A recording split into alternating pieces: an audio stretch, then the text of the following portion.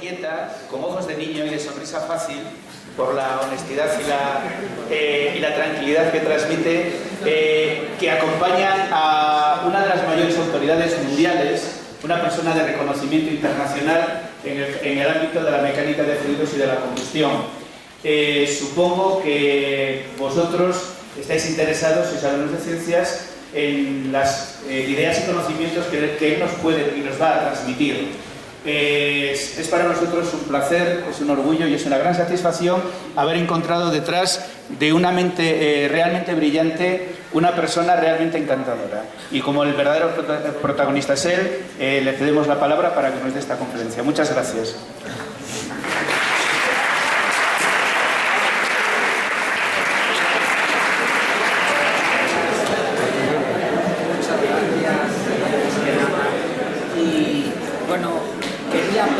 Excusas por empezar leyendo algo de la historia de mi primera formación en la vida, la que tuve en el pueblo donde me crié, en la Margatería, y luego algo también de la adolescencia cuando estaba terminando el bachillerato en Madrid. Y quiero leer estas palabras porque de algún modo no querría que saliesen demasiado desilvanadas. Incluyen que debo empezar agradeciendo al director y a los profesores y alumnos del instituto el honor que es para mí recibir este homenaje, con el que me incorporan a un grupo de personas extraordinarias, que en las circunstancias fortuitas o singulares de mi vida las convirtieron en amigos entrañables. Tengo antes que nada que felicitar al Instituto por haber concebido e instituido estos homenajes que, a la vista de las publicaciones que los resumen, son el resultado de una labor ingente de un gran número de profesores y alumnos que trabajan cooperativamente para asegurar el éxito. Sin duda, este esfuerzo tendrá un gran valor formativo para los alumnos y debe ser también muy satisfactorio para sus profesores. También quiero agradecer al director y a José Luis Alonso que me permitieran hablarles en este acto de las circunstancias especiales que fueron orientando mi actividad profesional en la docencia e investigación aeroespacial y hacerles un pequeño resumen del nacimiento y evolución de esta ingeniería y de la ciencia de la combustión.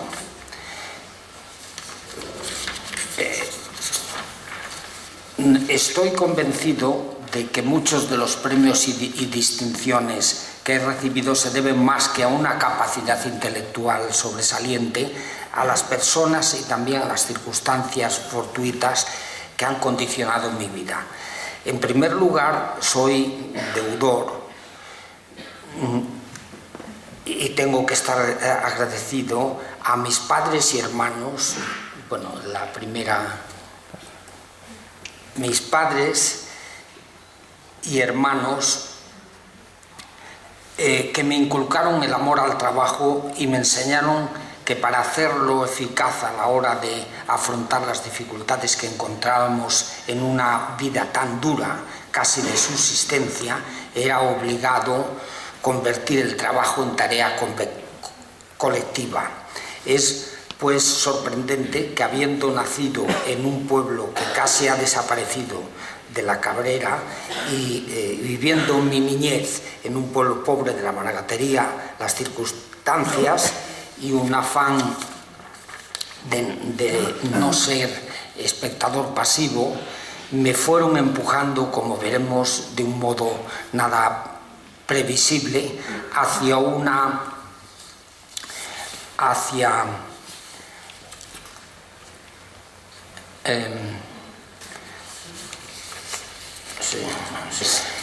desorganizados. Dijeron: ¿ha visto mamá la mesa. Es decir, bueno, en todo caso,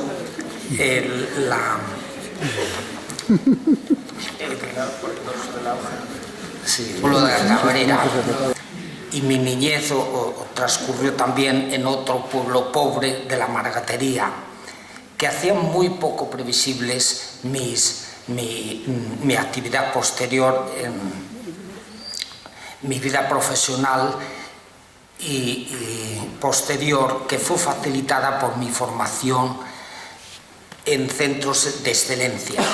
Esto me ha permitido la experiencia singular de pasar del modo de vida de la Edad Media en mi niñez a mi participación modesta en las actividades asociadas a la era espacial. Nací en Noceda, un pueblo de la Sierra de la Cabrera, que mi familia dejó cuando yo tenía 6 meses. Mi padre había decidido trasladar a la familia con 6 hijos a Murias de Somoza, un pueblo con 2 centenares de vecinos en la Margatería, con tierras también pobres pero más fáciles de cultivar, y así podría alimentar más fácilmente a su familia y disponer de más tiempo para atender a su ocupación principal de tratante de ganado. Como ya dije, viví en mi niñez con los modos y técnicas de la Edad Media, en un ambiente que apenas alcanzaba para la subsistencia. Sin embargo, llegué a ser consciente de las dificultades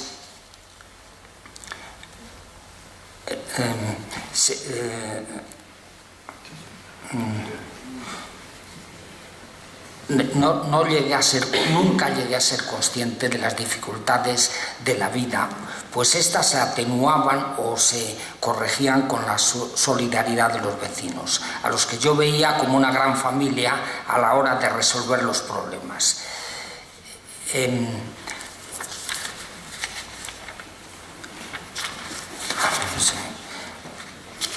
Entonces aprendí el modo democrático de convivencia de los vecinos, representados en un concejo presidido, según los fueros de la Edad Media, por un hombre bueno de fechos.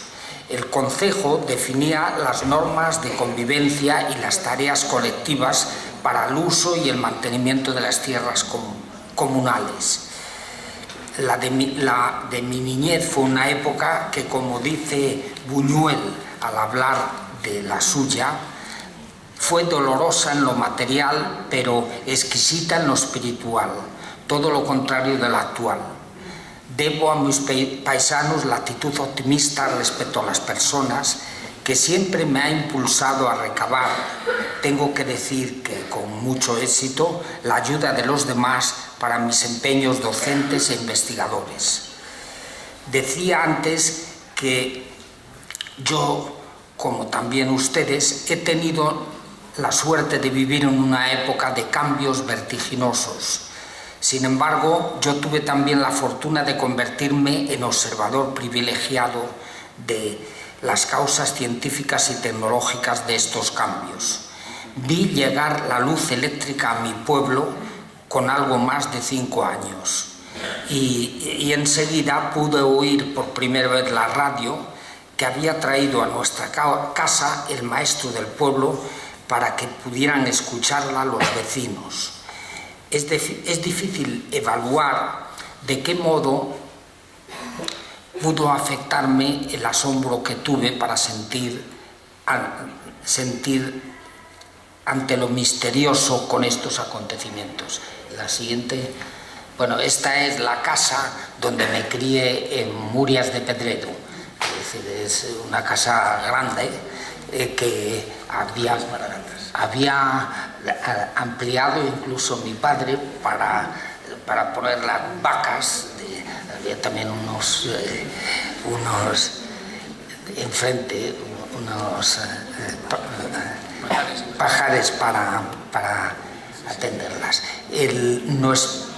la siguiente, bueno, esto es yo de niño en la escuela. Nuestro maestro, bueno, y la siguiente. Esta es una cita de Einstein en la que cuenta el papel que tiene el asombro ante lo misterioso en la formación del científico, de las personas. Nuestro maestro tenía que atender en la única aula de la escuela a todos los niños del pueblo, aunque en la práctica la asistencia continua se limitaba a los menores de 10 años, pues pronto los mayores tenían que dedicarse a las tareas del campo. Este fue el motivo, entre otros muchos, de que mis hermanos mayores, animados y empujados por mi padre, fueran a Madrid cuando todavía eran adolescentes para aprender con su trabajo un oficio y así buscarse su vida. Nací en un pueblo muy pobre, pero en una familia excepcional. Mi padre, si vuelve para atrás, no, para atrás, eso es, sí. Mi padre era un hombre menudo de cuerpo, muy tenaz en sus empeños, que disfrutó de su oficio de tratante de ganado. Sin embargo, no intentó aprovechar su gran inteligencia y conocimiento de los animales para hacerse con una hacienda mayor, pues siempre estuvo dispuesto a reducir sus ganancias para ayudar en sus apuros, bueno, a muchos de los vecinos de los pueblos, evidentemente que no tenían dinero para en definitiva enriquecer a mi padre.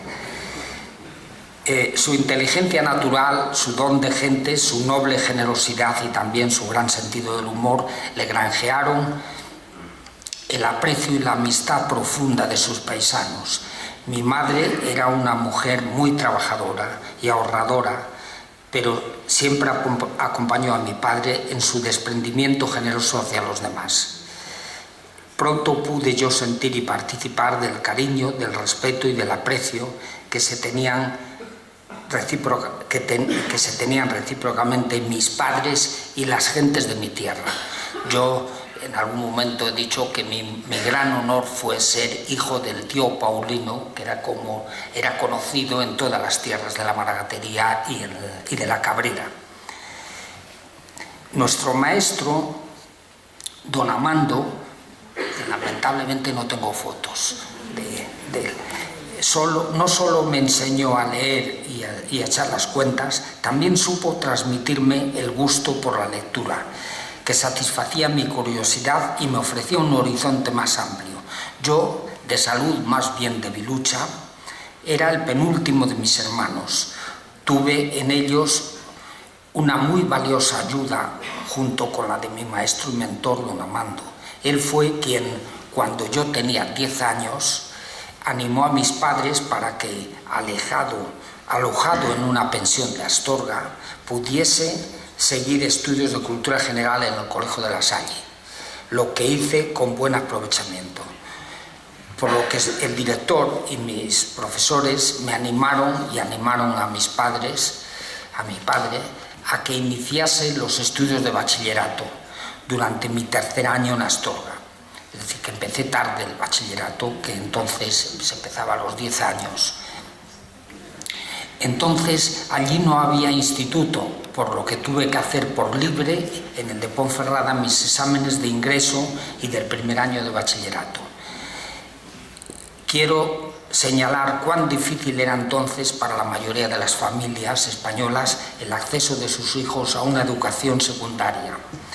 Dudo que las escuelas públicas gratuitas, dado que las escuelas públicas gratuitas eran casi inexistentes, igual que los difícilmente disponibles recursos que necesitaban para pagar la pensión y los costes de la enseñanza, aunque estos fueran pequeños, en mi caso, gracias a la ayuda de mis hermanos mayores, que se encargaron de mis gastos de estudios y de alojamiento, pude ir a Madrid para continuar con el bachillerato.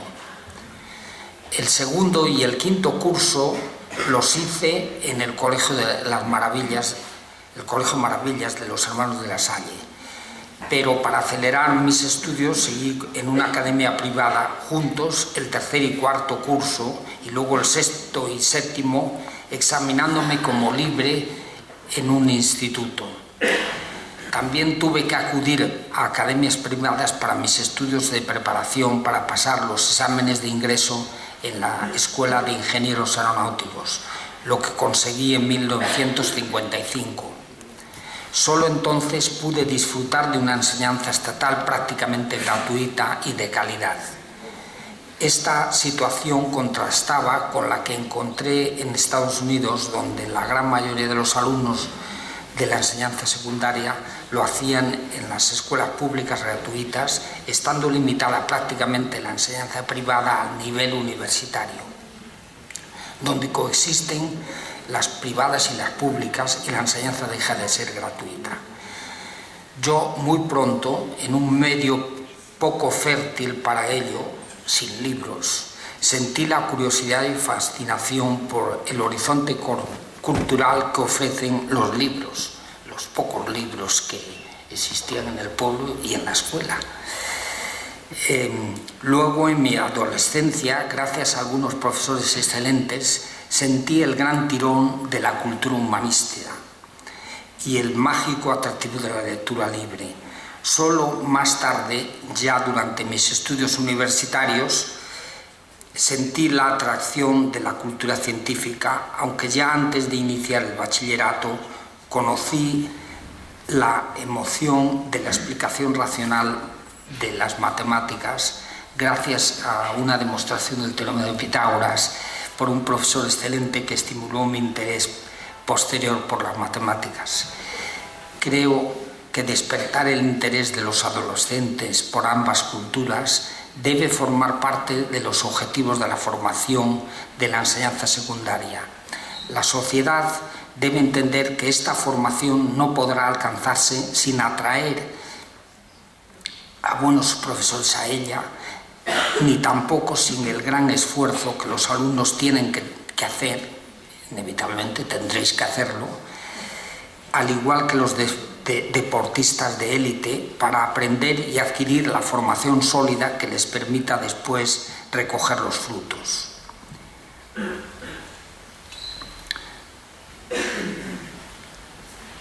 Yo tuve la fortuna de aprender pronto, gracias a mi primer maestro, cuán gratificante y por ello cuán liviano es el esfuerzo dedicado a la adquisición de conocimientos.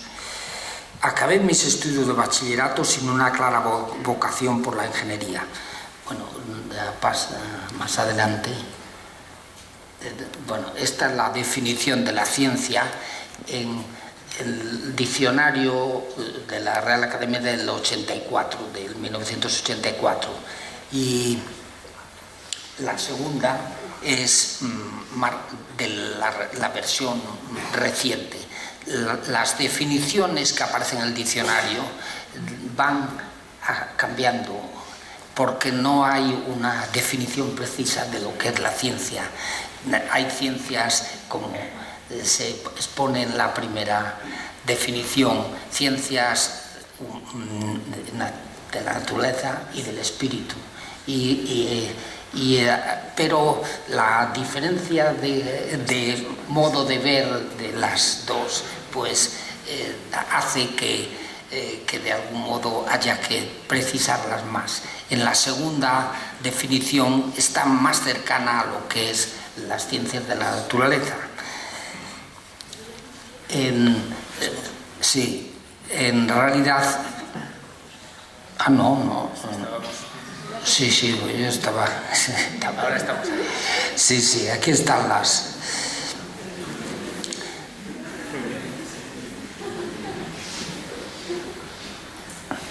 Bueno, la ingeniería es el conjunto de conocimientos que permiten aplicar el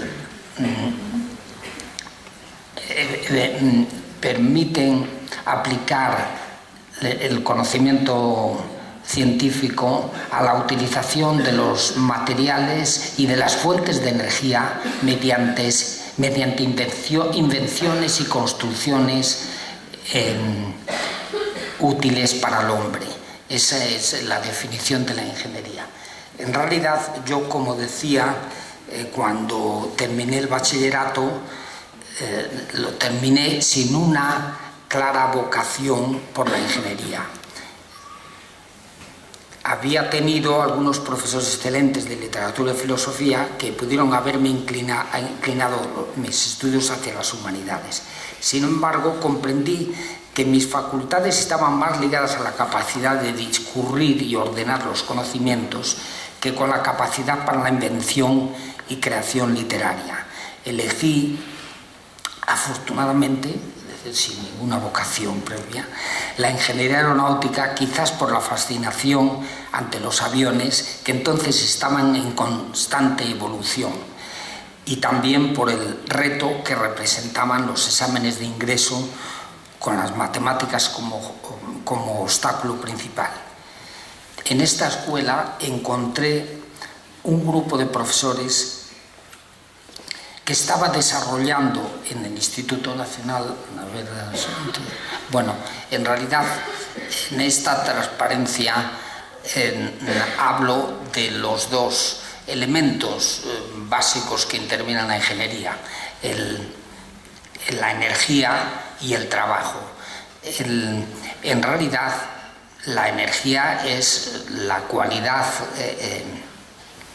que tienen los cuerpos, hablando de un modo vago, que se manifiesta por su capacidad para reproducir, para producir trabajo y calor. El trabajo es la energía que un cuerpo suministra a otro cuando este último se desplaza respecto al observador. Se calcula multiplicando la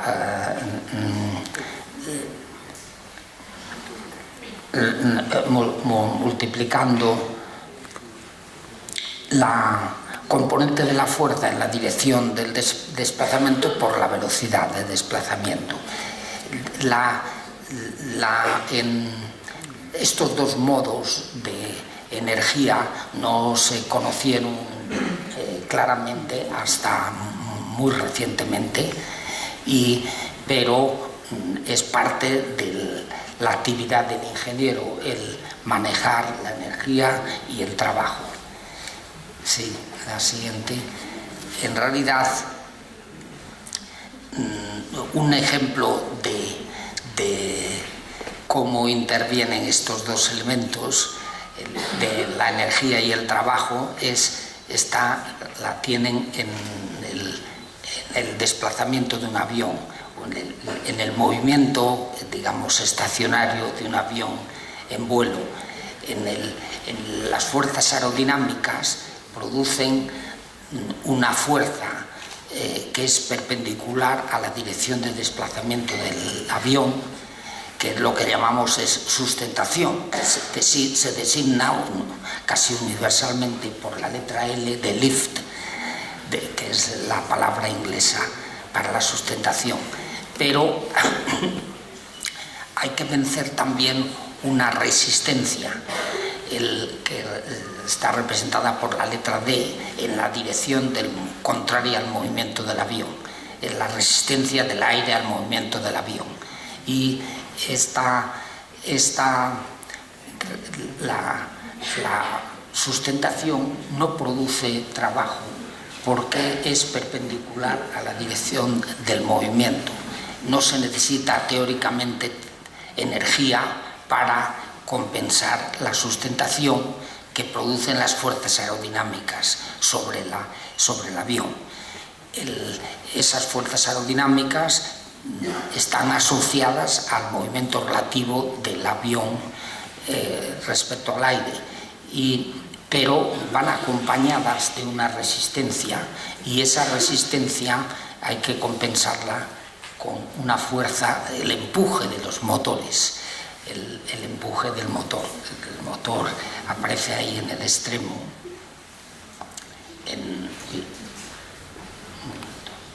Sí. esta es la resistencia y aquí está la tobera de salida del motor. La toma está arriba, delante. Esa resistencia es pequeña frente a la sustentación. La sustentación tiene que equilibrar al peso, es el peso del avión, que es también vertical en el vuelo horizontal. Bueno, el peso siempre es vertical. La resistencia, afortunadamente, los aviones funcionan porque la forma aerodinámica que tienen da lugar a una resistencia muy pequeña frente a la sustentación. Típicamente es un quinceavo de la sustentación, la resistencia. Entonces, para compensar esa resistencia se necesita un empuje que dan los motores que tiene ese. Sí, la siguiente. Bueno, como decía, yo tuve el privilegio, decía que encontré en esta escuela de ingenieros aeronáuticos un grupo de profesores que estaba desarrollando en el Instituto Nacional de Técnica Aeronáutica, el INTA, una actividad investigadora entonces tan inusual en España, dedicada a ampliar nuestros conocimientos de los procesos de ingeniería y en particular de combustión. Estos juegan un papel esencial en el diseño de los turborreactores que propulsan los aviones y de los motores cohete que propulsan los misiles y los lanzadores espaciales. Tuve el privilegio de incorporarme en mi cuarto año de carrera al grupo de combustión del INTA, primero como becario y después, al terminar en 1960 mis estudios, como ingeniero investigador. Poco después tuve la oportunidad de iniciar mi actividad docente como profesor de mecánica de fluidos en la Escuela de Ingenieros Aeronáuticos, llegando por oposición a catedrático en 1965. La siguiente transparencia es Teodoro von Karman, una personalidad a la que conocí en 1958, todavía siendo yo alumno de la carrera, pero le conocí inmediatamente después por mi pertenencia al grupo de combustión español. Esta es una de las circunstancias también fortuitas que me han llevado en mi carrera. Teodor von Karman era un judío húngaro, nacido en Budapest, pero formado en Alemania, en Göttingen. Hizo el doctorado, en realidad, el doctorado, y inició su actividad investigadora en Göttingen, con plan que veremos más adelante. Luego pasó a ser profesor de ingeniería aeronáutica en Aachen, en Aquisgrán, y en el año 1928 fue invitado aceptó el puesto de director de los laboratorios aeronáuticos del Instituto Tecnológico de California, un instituto en el que ha jugado también una parte activa en mi formación. El Teodoro von Karman es considerado como el padre de las ciencias aeronáuticas de Estados Unidos y fue una persona absolutamente imprescindible para el desarrollo aeronáutico y del espacio en Estados Unidos. Fue el fundador del Jet Propulsion Laboratory de Pasadena, que dedicado a la investigación de los cohetes, misiles y lanzadores, y luego posteriormente a la investigación espacial. Teodoro von Karman vino a España invitado por el entonces presidente del Instituto Nacional de Técnica Aeronáutica, Esteban Terradas. Esteban Terradas era un ingeniero industrial que luego se hizo, era también licenciado en Ciencias Físicas y Matemáticas y doctor. Luego se hizo ingeniero de caminos para poder firmar el metro de Buenos Aires. Fue el primer director de la Telefónica. Creó la central de Compostilla, la primera central térmica de generación de energía eléctrica de España, la de Compostilla, y cuando era todavía, y lo fue hasta que murió, presidente del INTA. Él había conocido a muchos científicos e invitó a Theodor von Karman a que viniese a dar conferencias a los alumnos de la escuela y a los ingenieros aeronáuticos, y bueno, también a la comunidad científica española, sobre la aerodinámica supersónica y transónica que se estaba desarrollando en esos momentos. También en esos momentos él se interesó por la combustión, por los procesos de combustión que eran fundamentales para el diseño de los motores de reacción que estaban naciendo en ese momento durante la Segunda Guerra Mundial, y los motores cohete para los lanzadores espaciales. Theodor von Karman vino a Madrid y con esa preocupación de mirar a los procesos de combustión desde el punto de vista de la mecánica de fluidos. Luego diré por qué razones esto es importante.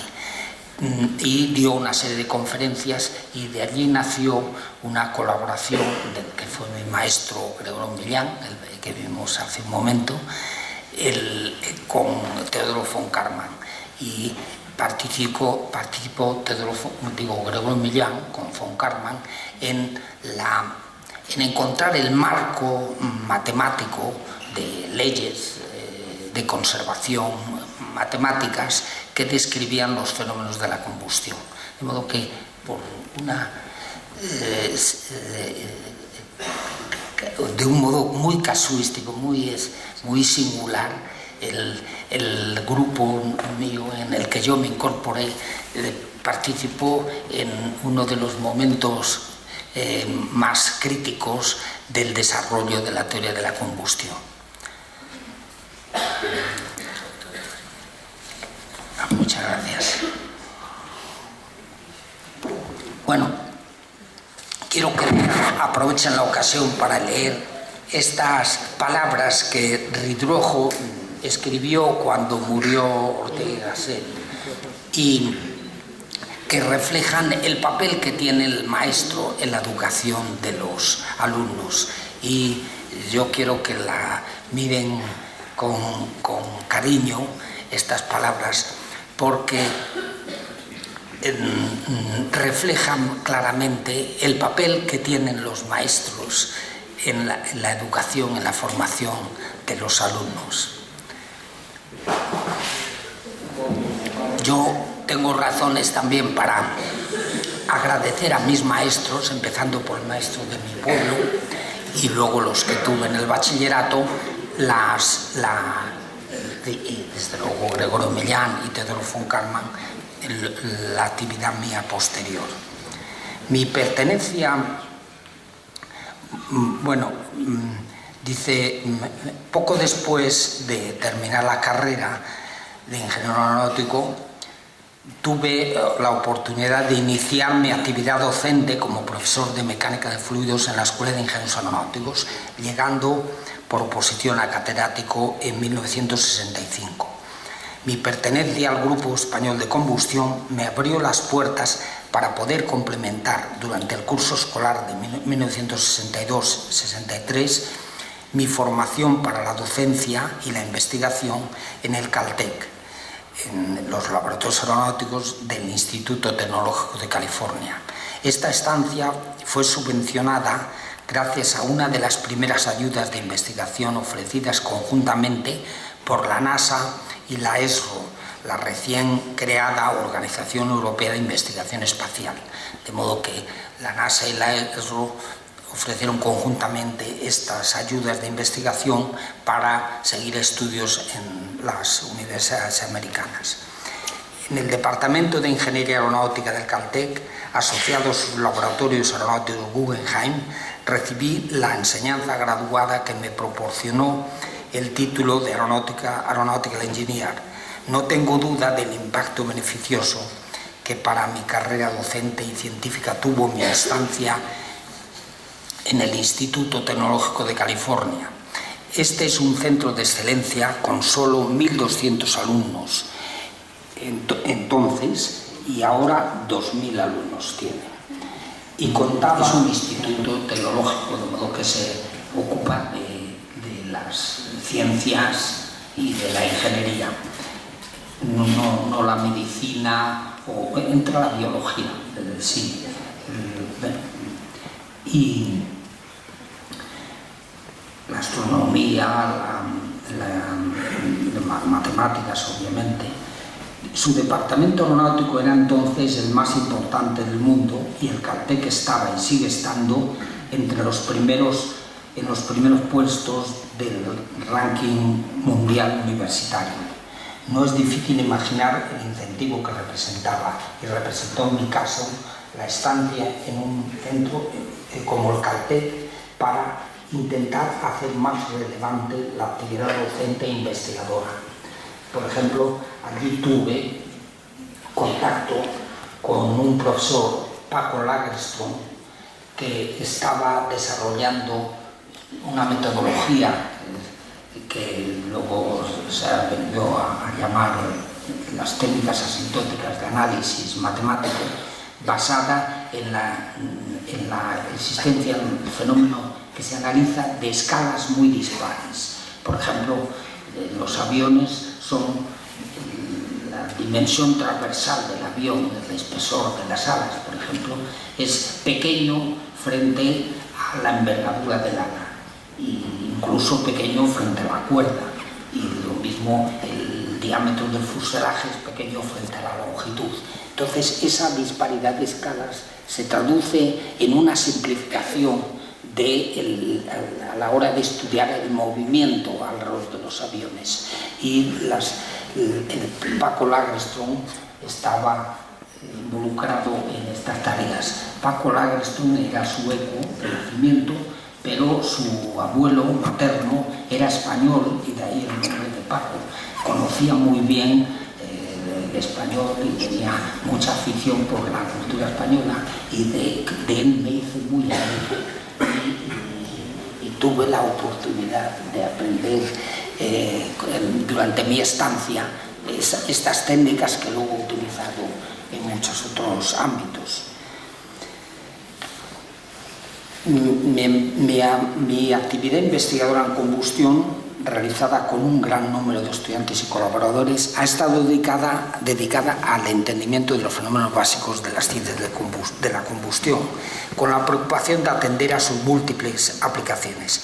Estas incluyen los incendios y explosiones accidentales, la propulsión de aviones, barcos y trenes, la generación de energía y coches, la generación de energía y los problemas medioambientales. Sin embargo, dada mi labor docente en mecánica de fluidos y dado el papel esencial que tiene en la aerodinámica y en la propulsión, otras aplicaciones muy diversas han sido también objeto de mi labor docente e investigadora.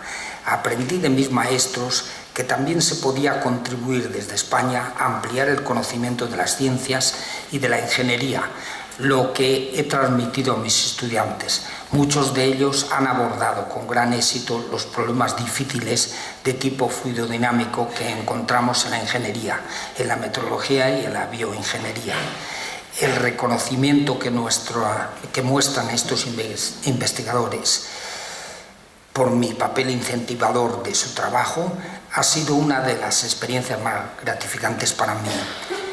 También es muy grato para mí el papel relevante que estos estudiantes han jugado como investigadores y docentes en muchas universidades españolas y extranjeras.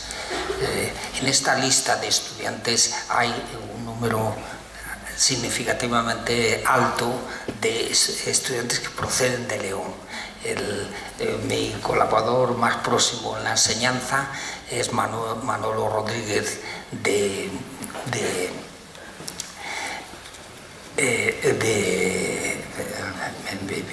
Bembibre, al lado de Ponferrada. Sí. Lo bien que estoy sí. Pues Manolo Rodríguez es de Bembibre, es de Bembibre también el próximo Leones de Nalmo, que se llama José Luis Alonso también. Es de Bembibre el próximo, y Manolo Rodríguez ha jugado un papel muy importante, por ejemplo, en el desarrollo, la contribución española al motor que mueve el EFA. El avión que enseñé antes, que veremos después, está propulsado por un motor, está construido por varios países, son 4 países los que intervenían en el EFA, y uno de ellos es España, y en el motor, en el diseño del motor, contribuyó de modo muy importante Manolo Rodríguez. Otro de los estudiantes, quizá después, vendrá más tarde, entonces, ya lo veré después. Si no, va marcha atrás. Sí. Otro de los estudiantes de mis colaboradores próximos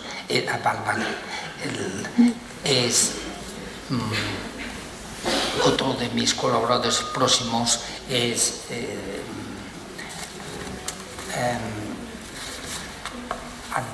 Antonio Crespo.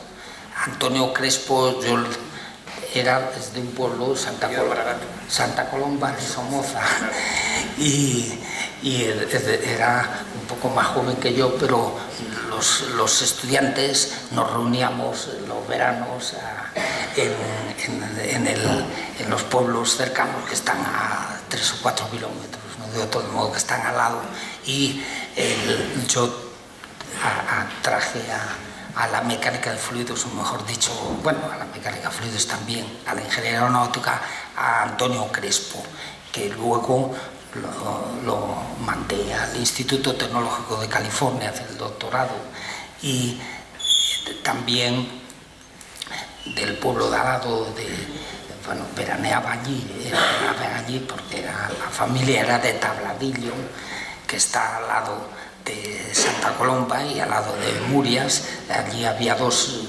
Morán criado, 2 estudiantes que se hicieron ingenieros aeronáuticos. Uno de ellos, Morán, José Manuel, fue profesor también de matemáticas en la escuela algún tiempo, y luego pasó a la Telefónica, donde llegó a ser director de la fundación de la Telefónica. De alumnos brillantes que he tenido de León es Javier Álvarez Vara, que vivió los 10 primeros años de su vida en León. El padre sería funcionario y estuvo aquí.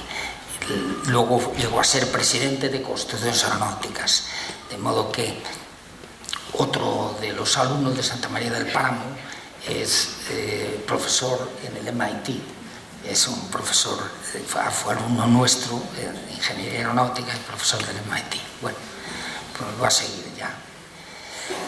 Lo que quería enseñarles es qué es la ingeniería aeronáutica y cómo nació. Nació con el vuelo propulsado de aviones, de vehículos más pesados que el aire, que son los aviones, porque hay los globos que dependen para su sustentación de el peso más liviano del globo y la barquilla frente a el empuje de Arquímedes, que lo levanta hacia arriba. Los aviones propulsados no nacieron hasta 1903, con el primer vuelo de los hermanos Wright. Este es el primer vuelo. Uno de los hermanos está de piloto y el otro está observando la salida, sí. El siguiente, estos son los hermanos Wright, que nosotros consideramos como los padres de la ingeniería aeronáutica. Estos dos hermanos, Wilbur y Orville Wright, la siguiente, no la había quitado, vale, la anterior sí. Los hermanos Wright llegaron a la aviación porque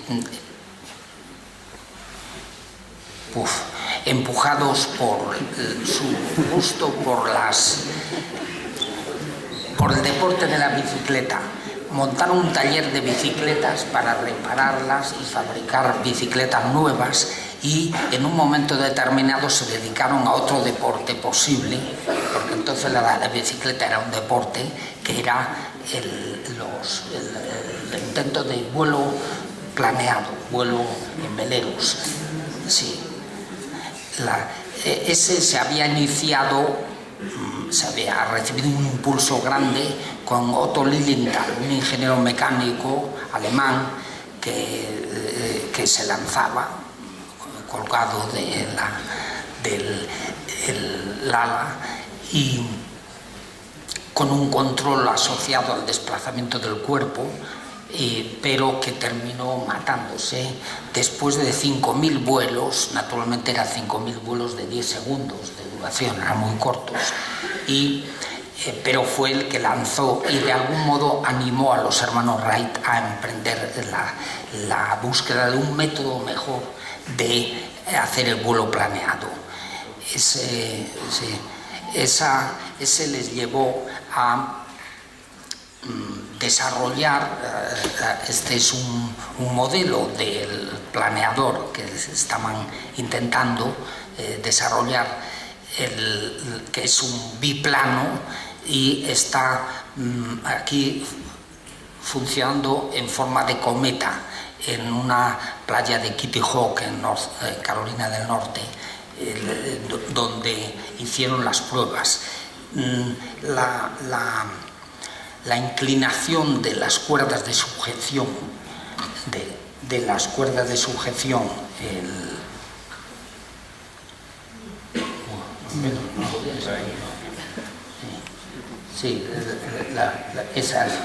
esa inclinación indica que la resistencia y la sustentación no son muy diferentes. En realidad, claro, la sustentación hay que restarle el peso para tener la componente horizontal de la fuerza, digo la componente vertical de la fuerza que transmite el hilo, y en cambio la componente horizontal compensa la resistencia en el vuelo del planeador. Este no era muy eficaz. Descubrieron pronto las razones, haciendo experimentación en túnel aerodinámico que ellos desarrollaron por su cuenta, descubrieron que era fundamental tener alas de gran envergadura para reducir la resistencia. Y aquí se ve ya cómo esta cuerda que está manteniendo fijo el avión ante un viento horizontal fuerte, tiene una componente vertical que es la diferencia entre la sustentación y el peso, es decir, la sustentación es más grande que el peso aquí, y la componente vertical es esa diferencia, y la horizontal es mucho más pequeña, está prácticamente vertical. De modo que fue una demostración directa de las posibilidades de este velero, de esta configuración aerodinámica de gran envergadura. Introdujeron el timón de dirección, vertical que hay aquí, el timón horizontal para controlar el balanceo, las subidas y bajadas del avión. Estaba en el avión de los hermanos Wright delante en lugar de estar detrás, y ya esto les llevó este es un vuelo todavía como velero, y a la derecha abajo está el lugar donde ellos montaban, lo montaron ellos para dormir y para guardar el veneno, era una especie de hangar. En la siguiente, después de encontrar que la resistencia era una fracción relativamente pequeña del peso, pensaron que podían desarrollar unas hélices y un motor que produjese la tracción necesaria para compensar la resistencia. Y después del último vuelo del 1903, diciembre de 1903, que terminó la campaña esta, terminó porque con una ráfaga que destruyó el avión. Luego estuvieron haciendo ensayos durante 2 años hasta ya en Dayton, Ohio, que era donde vivían, hasta que desarrollaron el sistema. Siempre lo hicieron sin ninguna publicidad, tratando aunque anunciaron el vuelo, no hicieron ninguna publicidad porque estaban muy celosos también de su invento. Este ya es el vuelo, los vuelos que les dieron la fama y que cambiaron el ritmo de interés por la aviación de todas las instituciones. Estos vuelos los hicieron cerca de París y luego en Pau. En 1908, 1909 fueron muchísima gente a ver estos vuelos porque volaban durante hora y media, hacían vuelo de acrobacia, es decir, y llevaban a un pasajero, y verdaderamente cambió la visión de las posibilidades que tenía la aviación. Sí, la siguiente.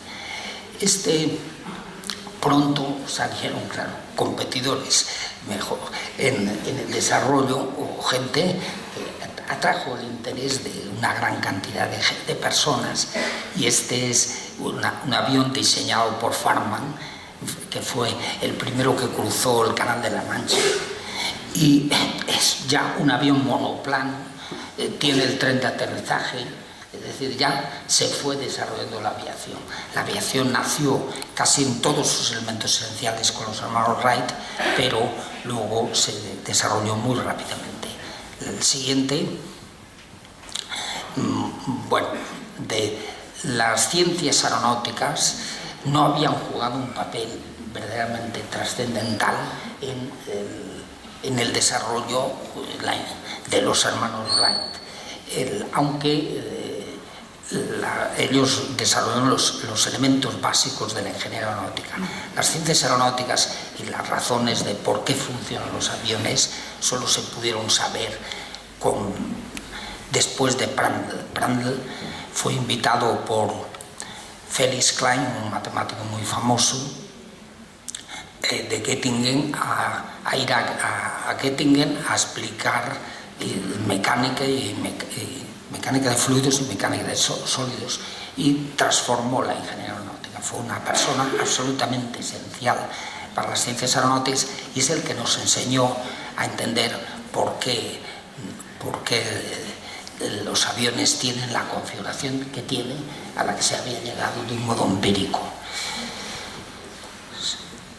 Montó un túnel aerodinámico de Göttingen, que luego sirvió de modelo pues para todos los túneles aerodinámicos, incluyendo el que se construyó en España en 1920 y el que se construyó en el Caltech, en el Instituto Tecnológico de California, en 1928. Este es un túnel de circuito cerrado. El aire circula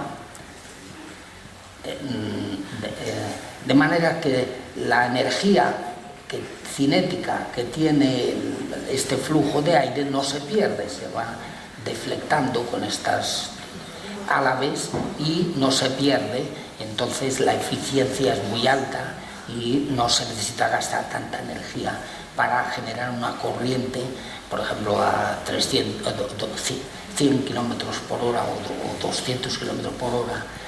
Luego los nuevos es mucho más la velocidad en la sección de ensayos, y ahí es donde se pone el modelo.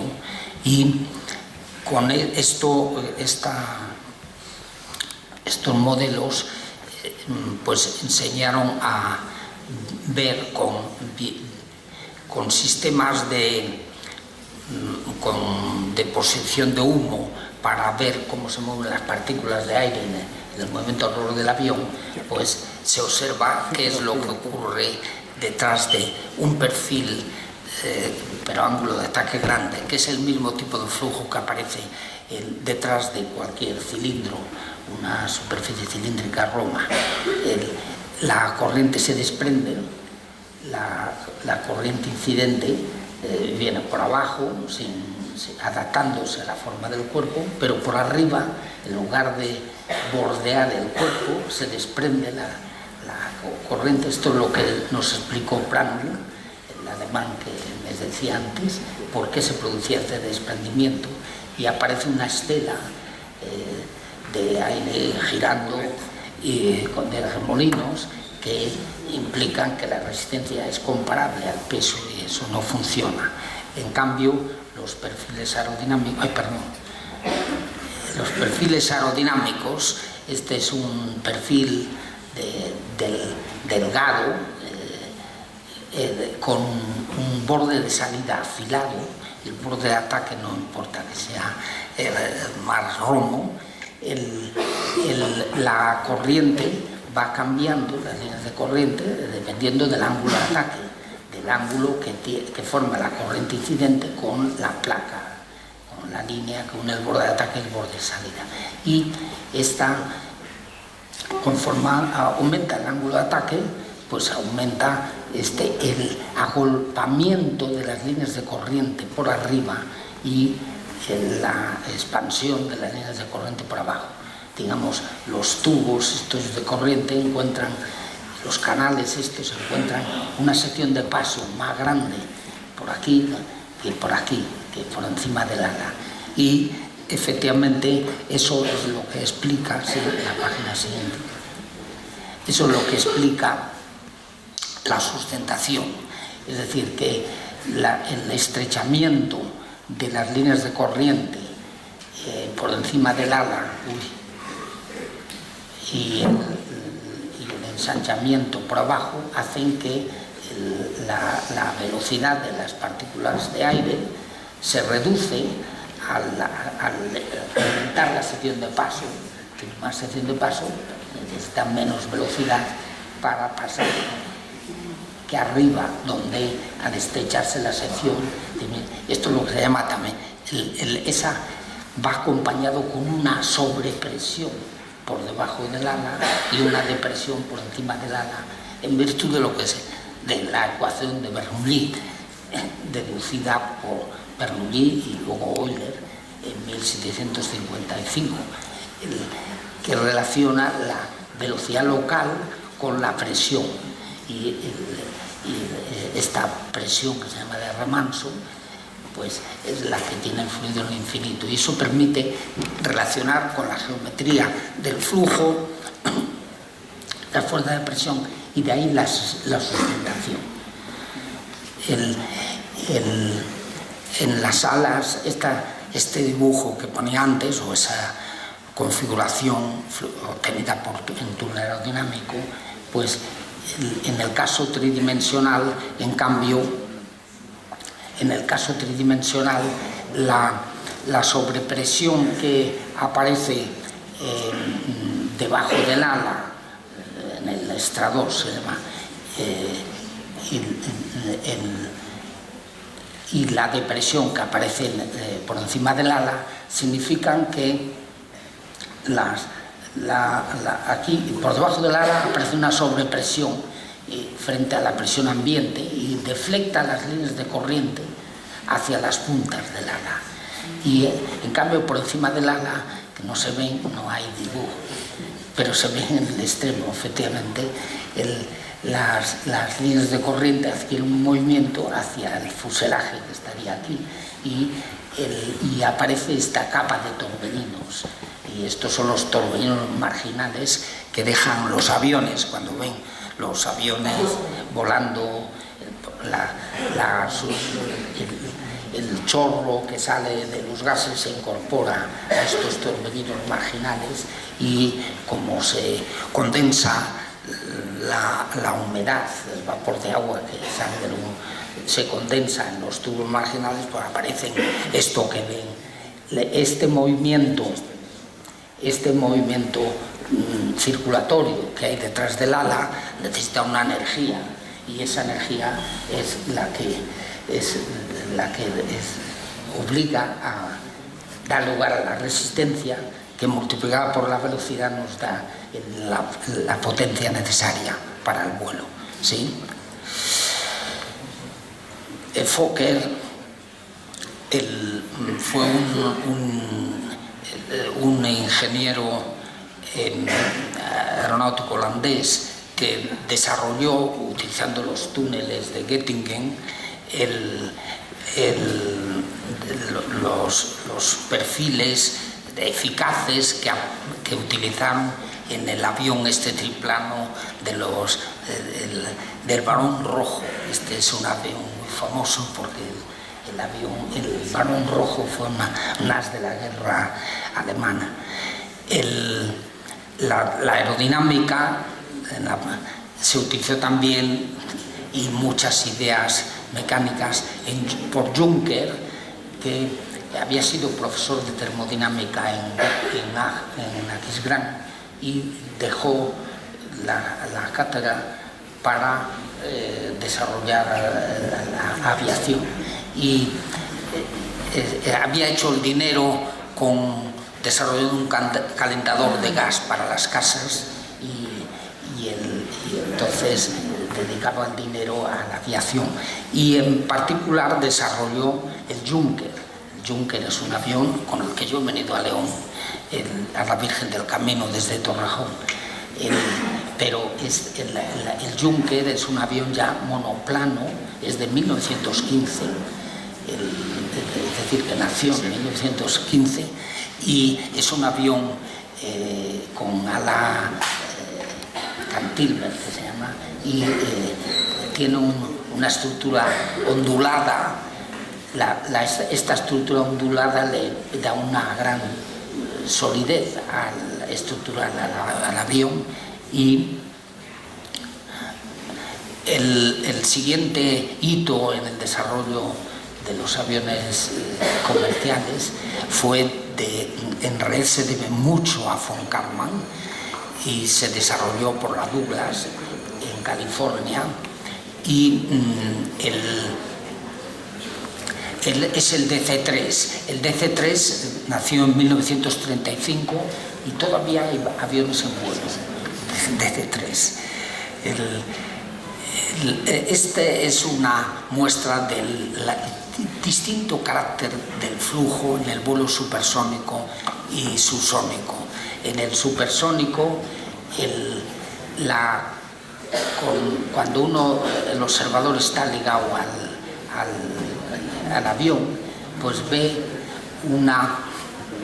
venir la corriente con una velocidad supersónica, sin recibir ninguna perturbación del obstáculo que se va a interponer en ella con él. Y aparece una onda de choque oblicua que deflecta la corriente hacia afuera, y luego ya aparecen ondas de expansión que las deflectan hacia adentro, y es una configuración muy distinta de la del flujo subsónico. Este es el Eurofighter de nuevo, y tiene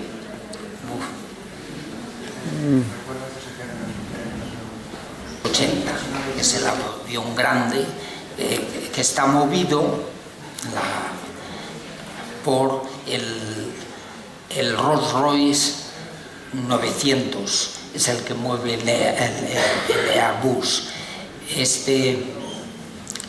Son 4 motores. En la siguiente figura se ve con más detalle un corte de cómo es el flujo. Los motores de reacción, los turbofans actuales tienen un eje en el que tiene cuatro ejes superpuestos, unos con la misma, y el exterior une la turbina que hay de baja, que es la que mueve el fan, como si dijéramos, este ventilador carenado que hay fuera es el fan, y esa la mueve la turbina de baja presión que está a la salida. El flujo de aire, una sexta parte va por la zona central y va a pasar por la cámara de combustión y pasa por los compresores, por el compresor, por las distintas etapas del compresor. Hay varios escalones de compresor. Hay uno que mueve el fan, el que va adelante, y luego hay otros dos que vienen detrás que mueven la turbina de baja, la que viene detrás de la turbina. Es la que produce la energía mecánica, pero la combustión no se puede hacer a la presión ambiente, hay que hacerlo a alta presión, porque cuando se quema el aire a la presión ambiente, como es en la chimenea, la mayor parte de la energía se pierde, no se genera trabajo, sino se pierde en calor. Para aprovechar transformar la energía térmica en mecánica, hace falta comprimir el aire y añadir el combustible a alta presión. Lo típico de estos motores pues es que a la cámara de combustión la presión pues pueden ser hasta 40 atmósferas. Son 40 atmósferas cuando la presión ambiente es la del suelo, y en cambio baja a 18 atmósferas cuando está en vuelo de crucero a 10 kilómetros de altura. Entonces hay que comprimir el aire para añadir el combustible en la cámara de combustión, que es anular, y en esa cámara de combustión se libera la energía y gana energía térmica, temperatura, el fluido, y sale ese fluido aguas abajo y con una corriente de alta velocidad que mueve, que desplaza los álabes del compresor y de la turbina. Este motor de reacción, estos se llaman turbofans, no son motores, no se desarrollaron hasta después de la Guerra Mundial. El turbofan en realidad se desarrolló en los años 70, a mediados de los años 70 es cuando se desarrollaron los turbofans. Antes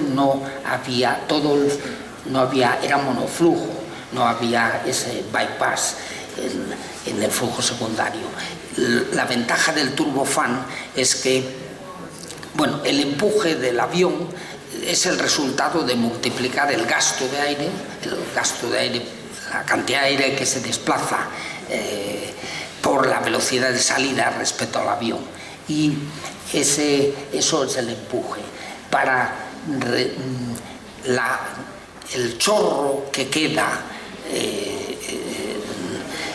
a la salida del motor es un chorro con una velocidad alta, pero esa energía se pierde inevitablemente. Esa energía cinética se pierde, y eso reduce la eficiencia. Para aumentar la eficiencia conviene tener el turbofan, es decir, lanzar hacia atrás menos masa de aire, o más masa de aire con menos velocidad.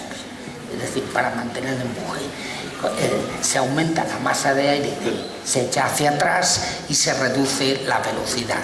Y esto tiene dos ventajas. Una es el aumento de la eficiencia. Estos turbofans tienen una eficiencia del 35% o 36%, frente a los otros que eran 25%. Y segundo, tiene la ventaja de reducir el ruido. El ruido de los motores, como se descubrió en los años 50, crece con la octava potencia de la velocidad del chorro. Si se reduce la velocidad de los gases que se lanzan hacia atrás con el motor, se reduce muy significativamente el ruido. Bueno, este es el Trent, el 1000, que mueve el Boeing Dreamliner. Este es un motor de la Rolls, pero participa España, ITP, la industria del turbopropulsora, participa en el desarrollo de este motor, el ITP, con el diseño y la fabricación, no solamente de este motor, de todos los motores de Rolls-Royce que mueven los aviones, de Airbus. El diseño y la fabricación son de ITP, y en nuestra escuela intervenimos en la validación de códigos que se utilizan en ITP con cascadas de álabes. Este es el Shuttle. El Shuttle es para lanzador aeroespacial. Tiene dos motores laterales de propulsante sólido y luego los 5 motores del lanzador, de la lanzadera, de la aeronave, de la aeronave que lleva el Shuttle. Bueno, voy a ir muy deprisa ahora.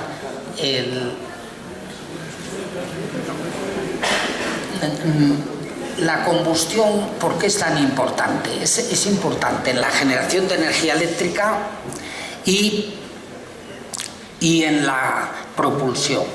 En realidad, la energía que se utiliza en la energía eléctrica, pues en la generación de energía eléctrica puede ser el 45 o 50%. Hay otra cantidad que se utiliza para la industria o directamente, industria química, y luego hay la que se utiliza para el transporte, que son un 25% de la energía. En todo caso, de la energía que utiliza la humanidad, más o menos el 85-84% viene de la combustión de los combustibles fósiles. De la energía hidroeléctrica y nuclear es una fracción relativamente pequeña de esa energía. Siempre se mide la energía primaria que se utiliza en cantidades equivalentes de petróleo. Y estos son los datos de 2007, que han ido cambiando. El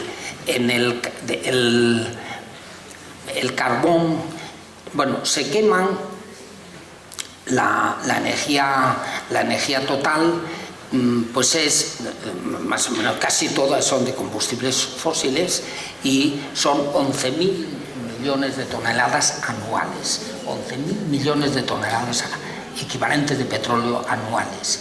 Y de esas 11.000 millones ya digo, la fracción más importante viene de la combustión. Sí,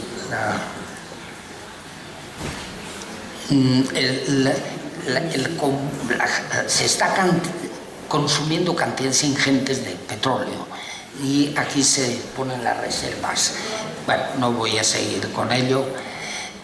¿Qué es la combustión? La combustión se manifiesta en fuego y incandescencia, que son las de la llama. Y esas llamas ya se ve que tienen un carácter caótico y que tiene que ver con la turbulencia del flujo, ¿sí? Estas son las definiciones que da la Academia del fuego y de la combustión, del fuego, la llama y de la combustión. Recogen el saber que tiene, el conocimiento que tiene el hombre desde hace medio millón de años. El conocimiento científico se debe a Lavoisier, y Lavoisier, efectivamente, respondiendo a un concurso que ofreció de un premio que ofreció la Academia de Ciencias Francesa para la iluminación de París, se interesó por la combustión y descubrió las leyes fundamentales, junto con las aportaciones que hizo después Humphrey Davy, Sir Humphrey Davy, que está a la izquierda, y a la derecha Michael Faraday. Humphrey Davy hizo los primeros estudios del movimiento de llamas en tubos y observó que una malla metálica enfriaba la llama que se generaba y impedía la propagación de la llama a través de esa rejilla. Introdujo lo que se llama la lámpara de seguridad de los mineros, que favoreció el desarrollo industrial, porque antes toda la extracción del carbón estaba involucrada con explosiones de grisú y no. La siguiente, en la llama de una vela está, como nos enseñó Faraday, está todos los elementos fundamentales de la combustión. El combustible que está en la cera se licúa y sube por capilaridad a través de una mecha y recibe el calor de los gases de combustión en la mecha, se evapora el combustible y ese combustible viaja hacia el borde de la zona amarillenta, que es donde está la llama. Abajo hay una llama azul, que es donde se produce la combustión también entre el combustible gaseoso y el aire, el oxígeno del aire. En esta zona amarillenta contiene sud, contiene hollín, y este hollín está en cantidades muy pequeñas, del orden de la millonésima parte de la masa local es hollín, pero radia, y esa radiación es lo que se observa y transmite el calor en los fuegos, es el calor que viene del hollín. El hollín se quema cuando se encuentra el oxígeno del aire. Las reacciones entre el oxígeno del aire y el combustible son muy rápidas a alta temperatura cuando se hace la ignición, y entonces, mientras que el tiempo que tarda una partícula en subir a lo largo de la llama puede ser una centésima de segundo, una décima de segundo, perdón, el tiempo que tarda en producirse la reacción cuando se mezcla el combustible con el oxígeno es 1000 veces más pequeño, y por esa razón no hay oxígeno en el interior, no es capaz de pasar de la llama en el interior y no hay combustible fuera. Y de hecho el hollín también se consume al encontrarse con el oxígeno en tiempos muy cortos, y esto es los elementos esenciales de lo que llaman las llamas de difusión, y mi trabajo de investigación fue aclarar cuál es la estructura de estas llamas de difusión. Bueno, creo que tenemos que acabar. Sí.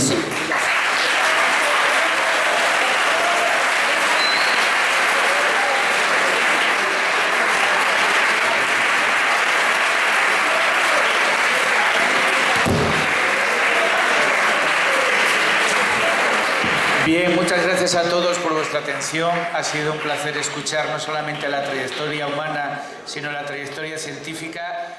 Ahora, como nos queda...